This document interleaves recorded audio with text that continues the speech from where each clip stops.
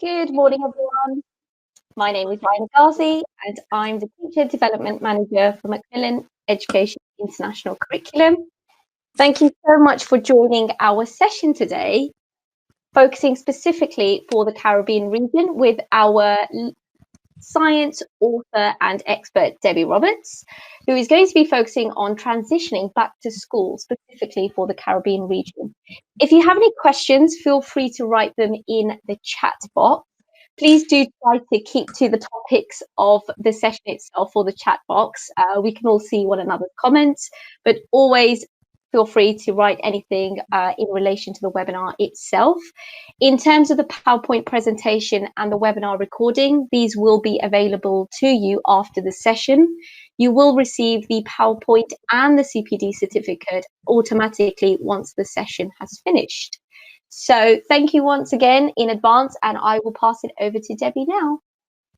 Hello, everyone. Thank you so much for giving up your very valuable time to be with us this afternoon, this morning, I see. Great to see some of the comments from everyone that signed up. Welcome to you all, and to the people that I've met when I've been out there, which is quite a lot of you. Hello, and I hope you're all keeping extremely well. So I've been doing some research into the transition stages back into part-time or even full-time education, into some form of education. And I'd like to share some of these ideas and things with you. Not everything's on the PowerPoint because it's all really relevant. We were still getting information just on Friday evening, late Friday evening, from various departments of education around the world. So I'll talk about some of those things as well. The internet is not brilliant today, so for the majority of this I will keep you all from suffering too much and not show my image all of the time, and we'll just look at the PowerPoints, which hopefully will make it run a lot smoother. So I'm going to go over to the actual PowerPoint slides now, and I hope that we can get through this and everything goes really well. So here we go. So the objective then is to continue to provide support. These have been really, really challenging times for everyone in education. We've been expected to think about things that we've not really been trained for, and we've had to adapt to new situations. And so it's really about continuing to support you back into school life. It's also about supporting the children and thinking about them and the parents of the children as well. I have reviewed quite a lot of current research about the needs of the children returning to school and the needs of the teachers as well. So hopefully we'll be able to share some good practice, which I always think teachers are amazing at sharing good practice, and we can plan for an effective catch-up curriculum. No, I'm saying effective. It will never be perfect. We've never been in this situation before. So what is perfect? It's as good as it possibly can be. But there are some pitfalls that we can avoid. So the key message is that we're moving from some extremely unusual, some extreme times back into something that's a little bit more normal to us. But I honestly don't think we'll ever be in normal education again. I can't see us returning to normality, but hopefully we'll be getting back into some form of normality over the next few weeks and months even. So a transition into full-time school, the first and foremost thing that we need to be considering is to support our learners and to support all our learners. A lot of the information in this presentation might come across that it is just directed at primary school children, but that actually is not the case. It's all children. In fact, it's all learners. I've also been working with people that are university students, ITT, initial teacher training students. So this information and this research actually applies to all learners and all teachers, everyone in education. We need to be very, very sensitive to the mental health of everybody involved in education at the moment. We need to recognise that some people have been through an extremely traumatic time. Some of our students and children are going to be extremely anxious. So don't take it for granted that children that were once very engaged in school life, very well adjusted, will be the same now. They have been through some trauma. Um, they might be very anxious about just coming back to school. Some of these children have not been in an environment like that for 7 months. They've not been in a situation where their day-to-day life has been strictly directed by a timetable. And we need to be conscious of all these things and to be aware of the changes in the way that children behave and try to unpick that. A lot of schools are rushing straight into catch up, catch up, catch up. The children know that they've missed education. The parents are very, very vocal often about missing education and being behind. Well, all of our children globally are behind where they would be. And we need to remember and be brave to think education is not about regurgitating or reciting facts. It's about applying knowledge. It's about using skills. It's about problem solving. And we need to focus and remember that. So we need to find out just how traumatized some of our children are. We need to find out what they've actually experienced during the pandemic. Some of them may well have suffered bereavement. Some of them may well have suffered someone being in hospital for an extended amount of time and not being able to visit them. We need to know what support they've received already and what support we need to put in place before we start implementing the content and that they've missed. So we need to view the next few weeks, even possibly a couple more months, into see it as a recovery phase. It's a recovery phase from lockdown back to school. And the more successful this phase is, the sooner we can start to catch up. Some children have reported to me that they've almost suffered neglect in a way that they've been left. So one day they were working with their teacher who they loved, who they got on with, or a support worker in school that they particularly enjoyed their company. And suddenly, for a lot of children, one minute they were in school working with these trusted people, and the next minute they were being sent home, and they stayed home for 7 months. And some of them are feeling as if they've been left or ignored or not valued anymore. And those relationships need to be addressed and they need to be built back up again. We can't do that by teaching face-to-face or teacher-led learning. We can't do that. We need to be sharing activities, promoting opportunities where students can talk freely to the people that they're working with in school, the peers, and also the people that they're being taught by or supported by in the classroom. So things like taking turns, things like call and response games and songs, one-to-one activities, if that's possible, where you can get children in a situation where they can work one-to-one and have one-to-one conversations. Things like board games and, the old-fashioned kinds of games. Organise outdoor games and activities as well, not only for young children, for older children as well. Activities to show how children are kept safe and can be kept safe. Now, this is a big thing in a lot of schools. A lot of people are telling me that they're playing games to make sure that they social distance, that they wash their hands properly. Be conscious that a lot of these children are actually a little bit anxious about all this. They're very worried about it.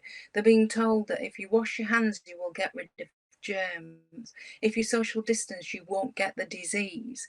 They already know that, and they're already very worried about it. So make it fun and model good behaviour rather than just giving out instructions. We need to manage these feelings well, again, before we can start to learn and to study the content that we need to study in the curriculum. If we establish firm and strict routines, then it becomes norm. We know how children work. They do actually like guidelines. They do actually like rules and regulations to stand by and to abide by. And if we can establish these on a day-to-day business, it just becomes norm. It's nothing to be worried about. We need to explain these routines and explain why we need to social distance, but without being alarming. This is the rule. This is, we're doing this, and this is why we're doing it, and we're all doing it, and model this. Use visual instructions rather than written instructions, and by that I really do mean model good behaviour.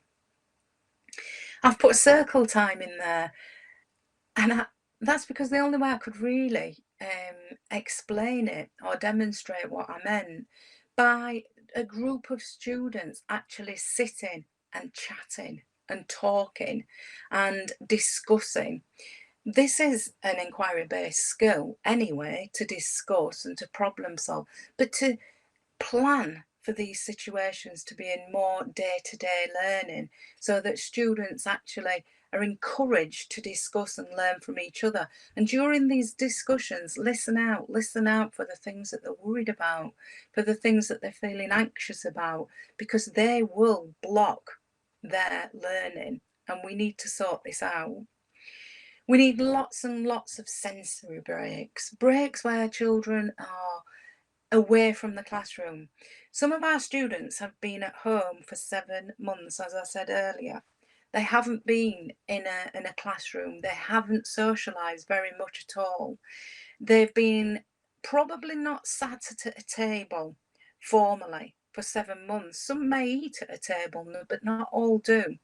A lot of them will have been sat watching TV, laying on a sofa, and just relaxing, basically. We now need to allow sensory breaks where children can actually switch off from formal learning and listen to music or talk to each other, look at pictures, watch video links of wildlife or anything that just breaks from the learning. They also need active breaks. They're not used to sitting in a classroom for 4 hours. They're used to getting up, going outside, going upstairs, walking around the house, going places with their parents where it's been possible. So we need active breaks as well, where they get out of the classroom, or even if they stand up and just do something, move around, jumping up and down on the spot for a few minutes, or running on the spot, doing star jumps, anything that can just break that monotony up for them. Encourage them. It says on this slide to allow them, encourage them to share their ideas, share their thoughts, and to value their opinion. And train the class again to value each other's opinion and to listen to what each other have to say. Ultimately, be happy. Promote an environment where it's normal. There are many children that have told me that they're actually really excited, really looking forward to going back to school, because we've almost trained them from a very early age to be at school. We've trained them to get up in the morning and get ready for school. We've trained them to have a break at lunchtime, and we need to actually get that structure back, get that normality back in the best way that we can. So children need to get the structure of the day. We need to share it with them so they know that at this time they will be doing this, and at that time they'll be doing that, so that they can see where the day is going. There are no hidden surprises, no hidden agendas, nothing, no surprises. They've had enough of that. They need a consistent day now, with the social and play for younger children, social events, mapped into it, actually planned for. Familiar things that they were doing on the last day, familiar curriculum, younger children, phonics. They might have been doing some phonics at home. We'll look later at soft assessment. Some of the children I've been working with, many of them in fact, the majority have improved in the reading age, have improved in the use of phonics. Why, I thought, why on earth can that happen? And basically, they have been watching TV, they have been talking, they have been reading. And so don't be surprised at some of the results and some of the achievements that students have made away from school. They need to be learning independently because that's what they've been doing. Some of them, through collaborative learning, have been working online with other students. They've been sharing ideas. They've been researching things for themselves and then sharing the findings. And so that's about as much collaboration that they've had over the last few months. And so they're very used to independent learning now. You know, this is a good skill to have. We can use this. This is a positive from all this. If we can use the idea that they are skilled and trained, possibly in independent learning, and much more comfortable with it. And you know, this leads massively into blended learning. Blended learning is a good methodology and strategy that's coming into education. We're actually running a webinar on it. I think later this month it could be, about blended learning. So use what they've done in blended learning. Use the idea that they've been working independently and they've been working online a lot in your lesson planning. It's really important that you link back to things that are familiar to them. So it's not like starting school again. It's not the first day. It's a continuation. They've had a big break. They've had a big weekend. But they are carrying on where they left off. It's not something completely different and completely new. It's still school. It might be a little bit different, but they're still learning what they were learning before. They're still carrying on with their learning. Peer learning through play and through socialising is really important. Some students you might find, if they go to a breakout area or if you've got an area in the classroom which is more relaxed, they might actually achieve better and they might be able to focus and concentrate better because it's an environment that's been more familiar to them for the past few months. We do have to be conscious of physical health and well-being as well. Just like adults, a lot of children have got into some bad habits and are not exercising as much. They're not as active as much as they were before, and they might have been just at home and not really doing a great deal. So let them reinvestigate, explore the new environments, become familiar with what's different. There might be a different entrance or a different exit. There might be a washing station where there once was something completely different. Encourage them to talk about social stories and events that have happened in the community during lockdown. Now, I know I said to you that during isolation, some students may have been very frightened. They might be very, very anxious about what's happened, but it actually can help a lot of children to talk about this. So allow children to bring in maybe photos and pictures. You might find this difficult to be confident that they're sterile, that they're clean, and they're not carrying any infection. So get them to email them to you or to send digital pictures and things like that. And encourage them to talk about what's happened. They might well have carried out a project or something and taken photographs. Promote the learning, raise the profile of what they've actually done by sharing with the rest of the class. Talk about what's now different, what expectations have changed. Make it very comfortable. Hand washing and hygiene measures have all changed. Just ensure that children understand why and what's different and why we're doing it. And all those messages, the catch it, kill it, bin it messages, they do have to be there. They've got the place, but just make sure that children actually understand why these are being introduced. They probably will be very aware of them, but they know why. This is an example of a catch-up timetable. So I work with some ed teachers for some primary schools, and they came up with something like this. And okay, it shows things that are online. You might not have access to this, but it's just an example. It's a model of the way it could be done. So they're starting the day with some exercise to get rid of the pent-up energy, get all their anxiety out of the system, get their endorphins running a little bit. And a lot of schools are using online resources.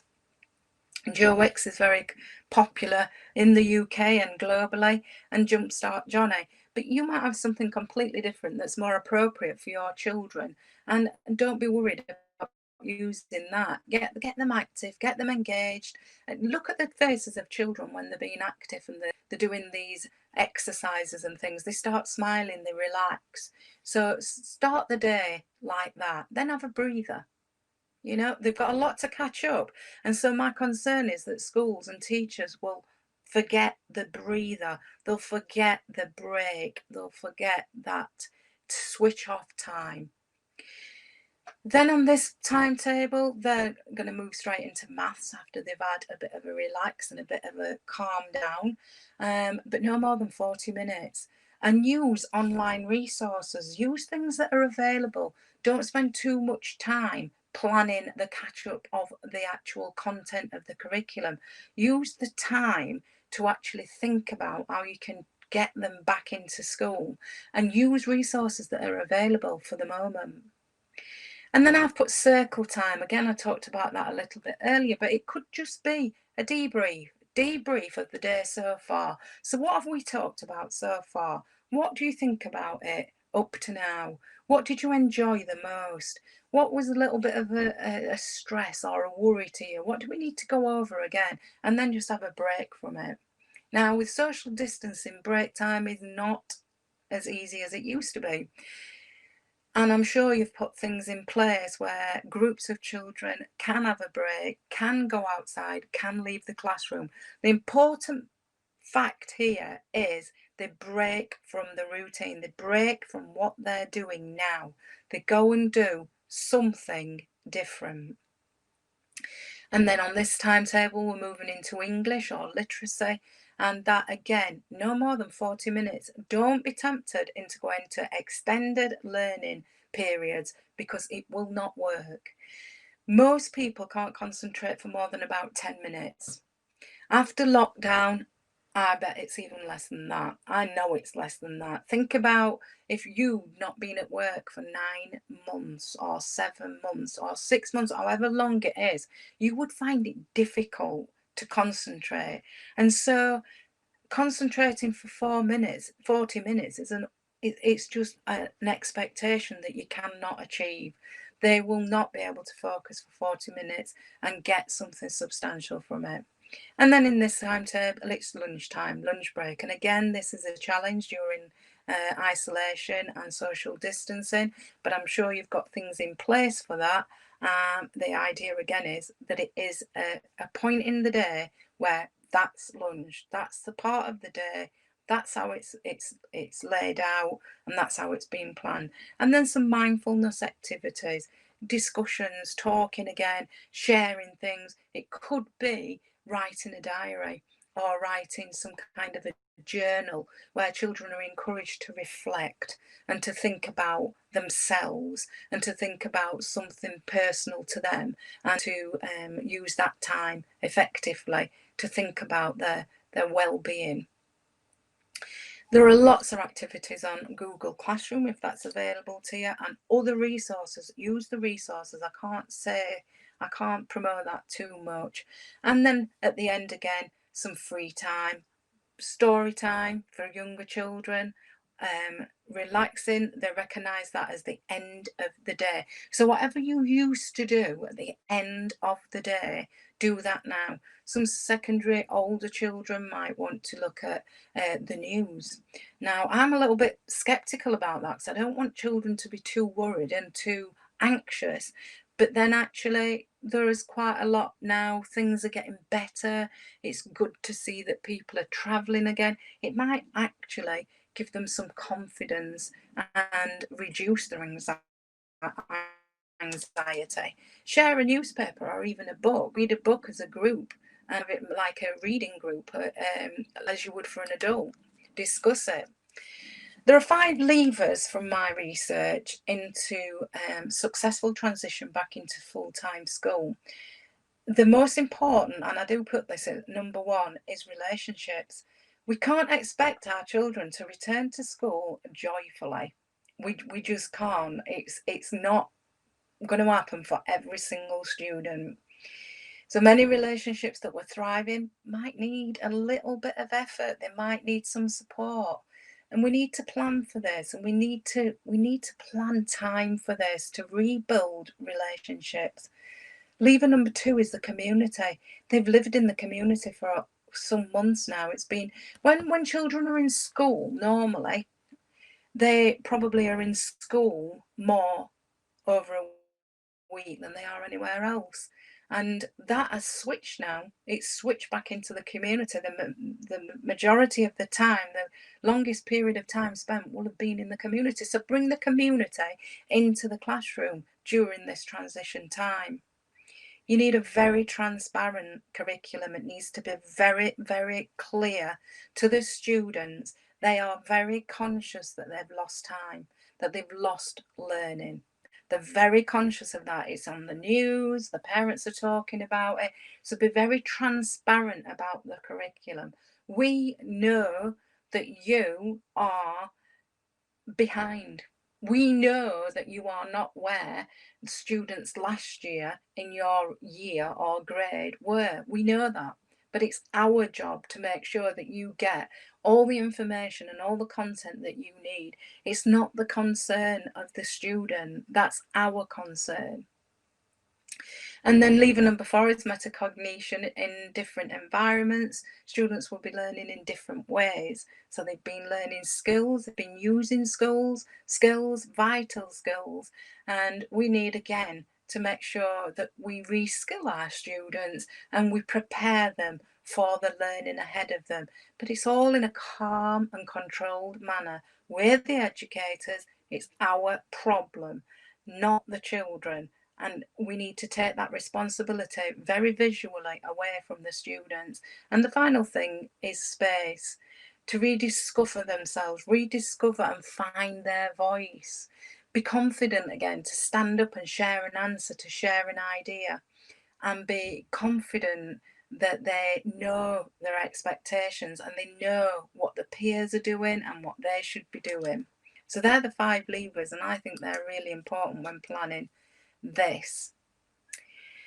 As educators, I don't like assessment, as people who know me will know that, but how do we know what our students know? And because assessment is a big part of education, until that changes, then we have to address assessment.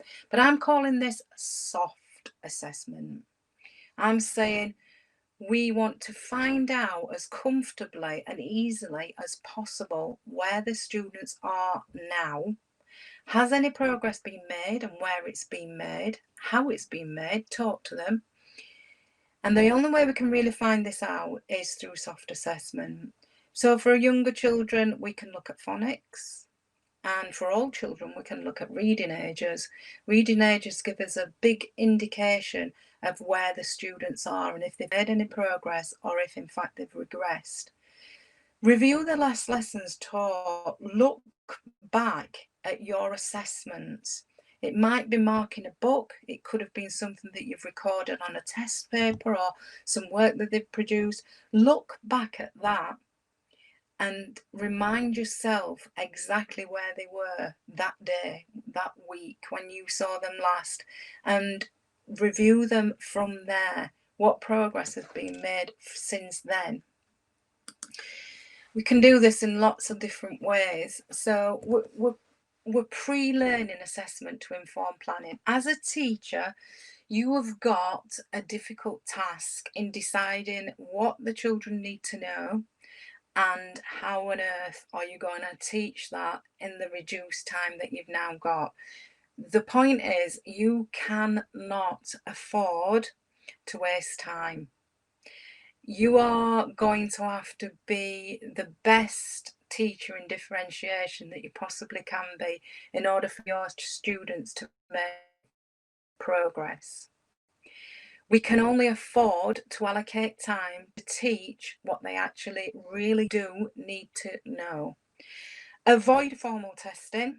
I've spoken to several schools who are going straight in to testing where the students should have been tested before they went into isolation or lockdown, whatever you want to call it. Avoid it. I can tell you now, if you assess your children, you will be testing, you will be assessing how well they're behaving a test. Now, they've not done any work for a few months, so you will literally be assessing how well they can sit down and apply themselves to a test paper. Well, there's not a lot of point in that. What we need to know is what they actually know and what we need to teach them. So for the moment, step away from formal testing, unless your schools, that's their plan to do that, then obviously you'll have to follow protocol. But if it's up to you, avoid formal testing. Absolutely. No point in it. The children won't have done any extended reading and writing for quite a long time since you tested or assessed them last. They're out of habit. So that on paper they will have de-skilled. So what really is the point? So what can we do about this then? How can we find out where they're actually at without formal testing? So in literacy, it doesn't have to be a written test. Find out where they were before by looking at the data and the last lessons that they completed. Recall skills and areas that you might need to support them with. Read together as a class, read in small groups. Ask for volunteers, ask students to read. But remember, if you ask for a volunteer, they will probably be a very proficient reader. And it's the students that have probably not made much progress that we really do need to address straight away. Obviously, everybody has a right to an education, but we want to know all of the students' position, not just the ones that are really good at reading and really enjoyed it. So, avoid formal writing. Use post-it notes, sticky notes. Get them to write on sticky notes. They can screw a sticky note up and throw it in the bin, and they know that. They know that if they use a whiteboard or a whiteboard, whatever you pronounce it as, they know that they can scribble it out, they can rub it out and it disappears. And so it promotes a lot of confidence. And we need to be mindful of these things at the moment because we need them to feel comfortable. We need them to record ideas, but we need to be comfortable. We don't want them to think that they're going to be in trouble. They, in their mind, think they've regressed. They think they're in a bad place compared to where they were, and they've got a lot to do and a lot of work to do. So give them a bit of confidence to actually show us what they actually do know. Go back to the old-fashioned look, cover, spell check when writing and spelling, and that's not just for young children, that's for older children as well. In all subjects, there is specific language that are difficult to spell. I just made a spelling mistake on this PowerPoint. We make spelling mistakes. Some things are difficult to spell, some things we forget how to spell or we rush. So encourage them, look, cover, spell check. Encourage them to write things out in rough first. You might think that's a waste of time. We haven't got time to waste. Well, no, we haven't, but we can't just rush ahead because they won't make progress. They might complete that part of the curriculum, but actually, have they learnt it? Probably not. Don't worry too much about spelling at this stage. Get them to put pen to paper. Again, in numeracy, maths, don't formally assess. It's absolutely pointless.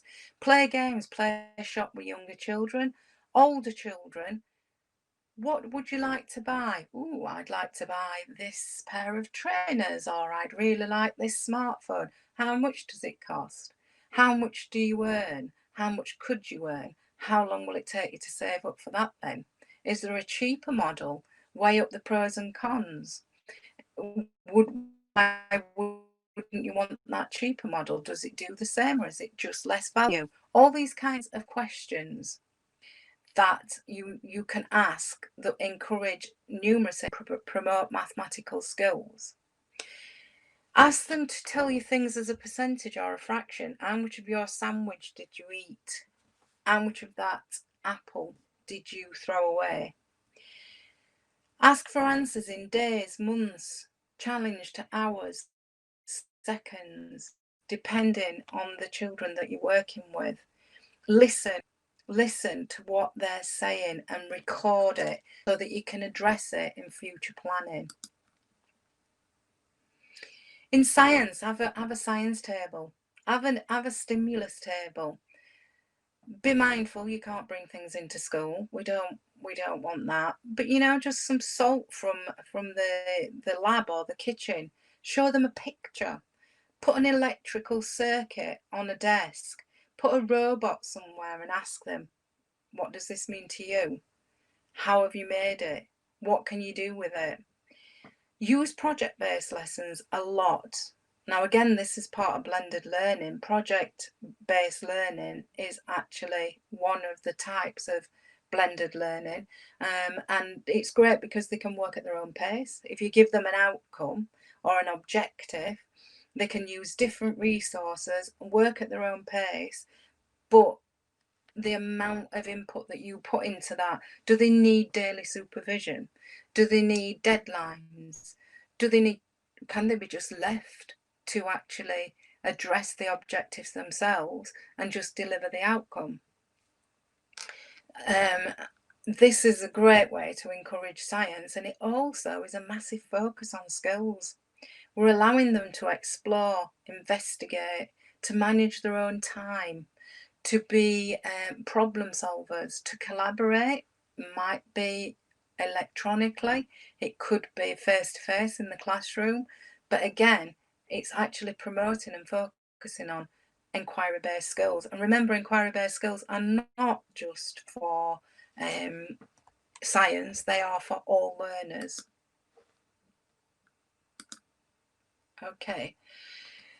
These are taken from the Mission Science books, and simply because they are the only resources that I had to hand at the time.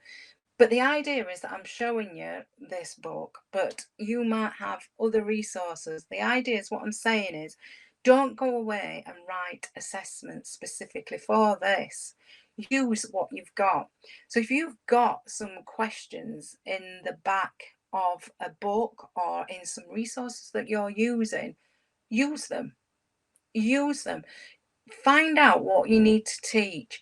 Ask them to use these assessment questions. You might only ask them one question.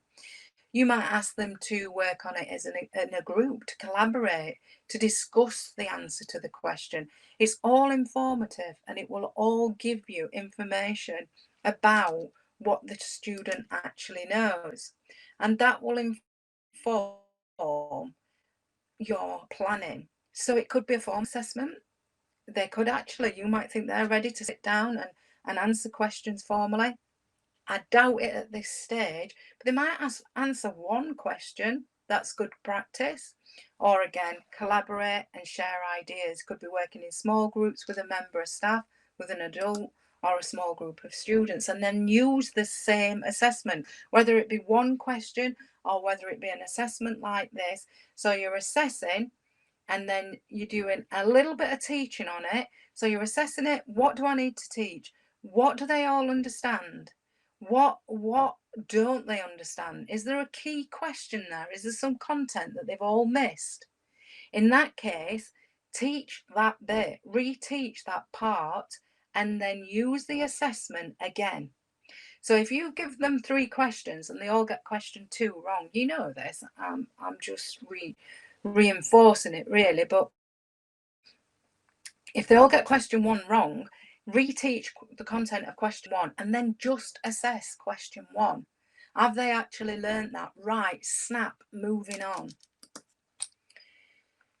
You might think, what have they learned? So look back at the last lesson that you taught, and it could have been on food chains or food webs or something like that, and then assess them. Use the assessments. This soft assessment, it's not an exam.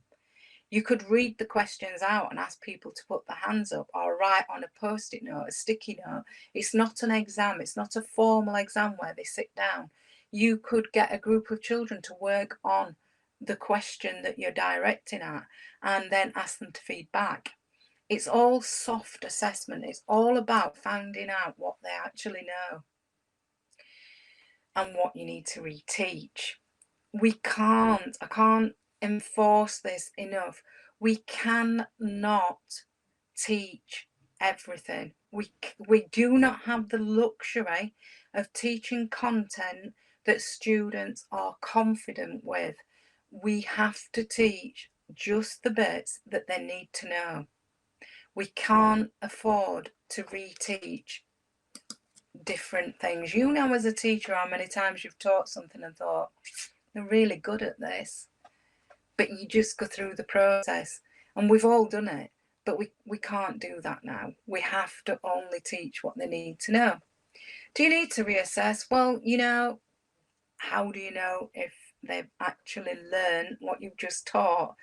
And yeah, probably you do need to reassess, but you don't have to reassess formally. You can reassess, as I said, by asking a question, getting them to draw a diagram, getting to make something. It doesn't have to be a formal assessment.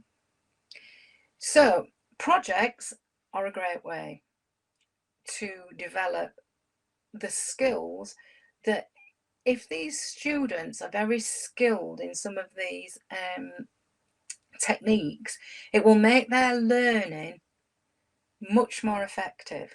So therefore, they will be able to get a deeper intellectual level much quicker. So it feels really, really worrying to say step away from the content and start focusing on skills when we know that we've got a lot to teach. And we can do this through projects. And these projects could be used for homework. They could be used, you could direct them at a small group of children, give them a deadline, and get them to collaborate, to communicate, to research, to find resources to use. They can be used to assess what they already know. So you could actually direct a project content about something that you feel they might actually have quite a bit of knowledge about because it's been current. So it might be something about the spread of disease, for example. Why do we need to teach that all again if actually they've just witnessed a pandemic? So they might actually be very skilled about it. Or it could be something about growing plants. They spent a lot of time at home. Maybe they've watched plants grow. Maybe they've witnessed this plant in their kitchen growing that they've never actually noticed before. And they've watered it every day and seen it thrive. So actually, subconsciously, they might have learned things that we can find out from a project. They also help children recall. They actually are fun. They can be very creative, imaginative, interesting, and not, they can be challenging, but they're not, what's the word? They're not threatening. They're not a worry. They don't create anxiety. They're actually learning a lot of content and a lot of skills in a very relaxed and fun and engaging manner. And so projects are a fantastic resource at the moment. And again, in the Mission Science first edition books, there's a project at the end of every unit. I know this because I wrote them. And there are some great project ideas. The one about bees and about structures, the natural structures and the man-made structures, the honeycombs. There's a lot on the news about bees and about how they we need to promote their existence almost. We need to look after them. And so actually this might mean something to a lot of students. They might have actually seen something about this on TV while they've been at home, and they might be quite familiar or even interested. This particular project works on ideas about surveying, finding out about the local area, recording results, presenting results in different ways. They can present them as graphs, charts, tables. This kind of project as well is designed for primary school children, but actually older children who are finding it difficult to transition back into school might find some of these projects really nice because they can actually access them. It might give them a little bit of confidence, if nothing else, in just presenting ideas and collaborating, working together and communicating ideas to the rest of the class and to individuals. This is another project from the same mission science, and this one is got two separate sections. You can use both of them. Again, this is a really nice one, and all of these can actually be done from home. They can be done very easily from home, and they can also be carried out at social distance. Students can work independently on them. So, and this one's a nice one because it's an hands-on, engaging activity where they can actually make something. They actually make a model, and it helps them to understand a lot more about the structure of it and why it's made it like it is and how it's actually held together. They could very well have seen something like this when they've been out in the garden or out and about during the last few months or before that. And they can also look at growing different plants from seeds. Again, we're modeling here, we're collaborating, we're communicating, we're presenting, recording and measuring. At this point, I just want to say, if you are using project, again, massive type of blended learning, project based, encourage them to research.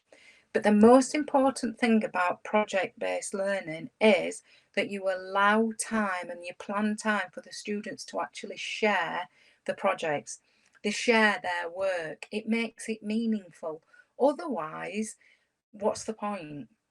And after one or two projects, some students might actually start to question, what is the point? Learning for them might not be a valid point. But actually sharing and having their moment of showing and presenting what they've actually carried out as part of their project does make it meaningful. And so, allow plan time. If you've learned a lot, done a lot at home or remotely, make sure you plan time that they can actually share what they've achieved. Sounds really obvious, but doesn't always happen. This one again, the weather, I've been to the Caribbean many times, and I know that the weather is amazing because you have a great variety of weather, and so that means that you can actually study it. In this particular project, they actually make a weather station, and again, it's a primary resource. Making a weather station is not a primary solely for primary. Older students will get a great deal from this, from measuring the weather, recording the weather. It will make later objectives much more meaningful. In this project, they also then track the weather. So they actually measure and monitor and record the weather and start to make predictions about what the weather will be like tomorrow, next week, or even next season. And that's something else that you can incorporate into a project like this. The children are problem solving again, encouraged to research, so blended learning. They're recording in different ways. Get them to look at weather charts and the way that the weather people on TV, how is the weather reported to the everyday people on an everyday basis, and measure and observe the weather. We have another project here, and this is the solar system. Students love the solar system, in my experience, of all ages. As an inquiry-based lead, I've always found it very difficult to teach the solar system because in inquiry-based learning, you're supposed to experience hands-on, engaging activities. Well, I don't know anyone who's been out there in space.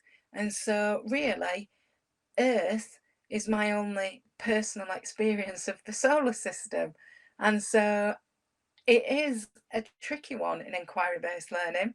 This project actually incorporates blended learning. It really is a very big research task. And again, this is not directed at primary school children. Any age child could go and research the solar system if the objective is directed at them and what their learning needs are. And again, look at this project. We're reviewing learning because they will have learned about the solar system back in grade 1 or 2, and they might be still learning it in much later grades beyond primary school. So we're encouraging them to review and reflect. We're encouraging the skill of review and reflect. And we're also looking at research skills. We're constructing something. We're making a usable model.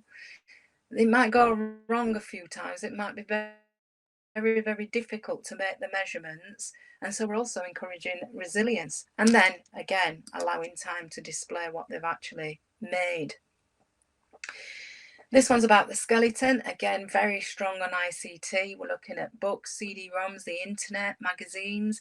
We're observing things. We're observing skeletons, and then we're classifying, which is a massive skill in science. And we're classifying and presenting what we've learned in a very, very, very soft approach. We're not sitting down and carrying out an exam. We're actually completing a project in a very safe, very relaxed environment. This is great for differentiation. At the beginning, I said you will have to be masters at differentiation, and you will, but it doesn't have to be time consuming. By directing a project and telling students that they can work towards a final goal. So by 2 weeks time, I want you to present your ideas to the class in a 3-minute presentation. I want you to bring the models that you've made. I want you to show anything that you've constructed, the research that you've found, in a meaningful way. That means that they can work at their own pace. It's very comfortable, and you will find out a lot about what they know and a lot about their skills. And if you focus on 1 or 2 skills at a time, it becomes very, very valuable. Here we have another project on soil erosion, and this again promotes modelling skills, investigation. So they're actually starting to investigate sound on this one. So they're looking at, does the thickness of the rubber band make any difference at all to the sound? What happens if you change the length of the rubber band? Does it make a difference? And so they're actually looking at different variables, and they're in control of the variables that they can investigate, and then again feeding back what these variables actually are telling, how changing the variables, what is the outcome, what is the result, does it make any major difference? And then challenge them. Why do you think that might be? Is it because they vibrate more? Do they vibrate less? So more vibrations mean less vibrations mean. What difference does it make to the sound? Here's one on living and non-living. Again, another project, and it's about living things and also shadows, so light. So we're looking at 2 things that they really should be quite proficient at. Rather than wasting, I say wasting, that's a terrible thing to say, but rather than allocating valuable time in a lesson, give a project, and this project could quite easily be done at home. It teaches communication. We're looking at literacy now because they're actually having to write something, and they will have to organise their own time. They'll have to organise other people. They need to work together. It's very creative, and it's also an investigation. So this one is 3 sources. So these are all from Mission Science, and the different grades, from different grades. This one's a really good one because they can work independently.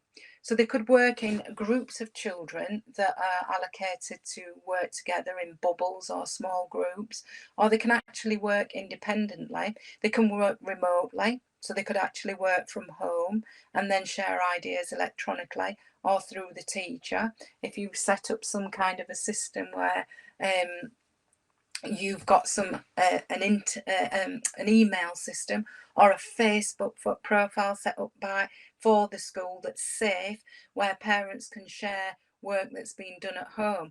This is, not all children will be going back to school full time. A lot of children around the globe are actually attending school part-time, or they're only going in on a staggered timetable. And so we do need to be thinking about blended learning quite a bit, where we can easily give work that's meaningful, that's effective, but can actually be carried out remotely. Some of these projects do rely on the internet because students are carrying out research, but they actually don't need the internet. They can actually research through magazines, through newspapers, through books as well. So if you're very selective about which projects you use for home learning, you will be able to find resources that all children can explore. This one's a really fun one, and a lot of secondary school children carry this out as well because they often find forces very difficult. Forces is a concept that is not seen. The result of a force is seen, but forces can't be seen. And so a lot of students find forces difficult. This might be a really good one to review the forces of pushes and pulls, and to review what they understand and remember about forces before moving on to more in-depth work on forces and effective forces. In the actual projects, there's also this about evaporation. This is a really fun one as well because students can carry this out at home, and it's about why things dry up so quickly. Where does the water actually go to? It's a common misconception that water just vanishes, just disappears. And this activity actually looks at different ways that water does evaporate. And again, there's research involved in it, but you could actually carry out some really good blended learning from this activity because students could work from home for some of the time, and then they could come back into school and carry out the research, or the research could be the starting point, and then they could actually carry out further investigations at home. What I'm trying to show you with these really is that there are resources that you can use to softly assess learning and to speed up the rate of learning by using resources that are already available. Now, I don't know how you've used these project resources in the past, but at the moment they can be successfully used to during this transition period where we need to know what the children know, we need to know what we need to teach them, and we need to know what they really do need to know in terms of skills. So the projects, the reason that I'm talking about these in such detail is because they can actually answer and solve quite a lot of the problems or questions that we've currently got when planning the transition curriculum. When we've carried out these projects, it's then a good idea to reassess. So we can start now at this point when we've assessed, we've taught a little bit, we've reassessed, we've used projects to comfortably teach missing content. And then we can start to assess. So, okay, you can now look at the formal assessments, and you can start to look at the assessments that you might have carried out before isolation, before students stopped attending school. So I think this period should be at least 6 weeks. Some schools are given 12 weeks to catch up. 12 weeks to catch up on the curriculum, to catch up on missed content, and then go back and carry out any assessments that should have been carried out to find out if they are actually where they need to be. And that's what most schools are doing. My advice is to know the children, know how much assessment they can actually tolerate, and if it's worthy assessment. Softly, mindfulness, well-being, and then start to assess and use that assessment data to plan smartly and to plan effectively, to plan to move back to that curriculum. But please don't forget the challenges that some of our students and indeed some of our staff have actually witnessed during this pandemic. I hope that was useful for you, and you've got some ideas and you're not overwhelmed about what you need to be planning and thinking about. Forget about what we've missed. Just look at how we can be as effective as we possibly can be, and be kind to yourself. You've also been through the pandemic, so don't forget that as well. So thank you so much. Your comments are fantastic. Thank you. If there's anyone out there who remembers me from CPD training, hello and goodbye. Over to Raina, I would imagine now. Perfect. Thank you so much, Debbie, for a really insightful session. I can tell from the feedback that it's really useful. I think everyone's feeling a bit nervous about going back to school. If you are going back, both the teachers and maybe the students and the parents, I think everyone's quite nervous about this transition. So if you are going back soon, then good luck from us in advance. And I think Debbie's session hopefully has given you some sort of confidence and insight into transitioning back to school. A few of you have asked for further information and also how to contact us. The information is here if you'd like to have a look at our website. Also, previous webinars with helpful tips is available on our YouTube page, and home learning content that might still help you even if you are transitioning back to school. It's never too much to have extra resources. If you would like to email us, do feel free to contact us, and also in relation to our resources as well, and do follow us on social media.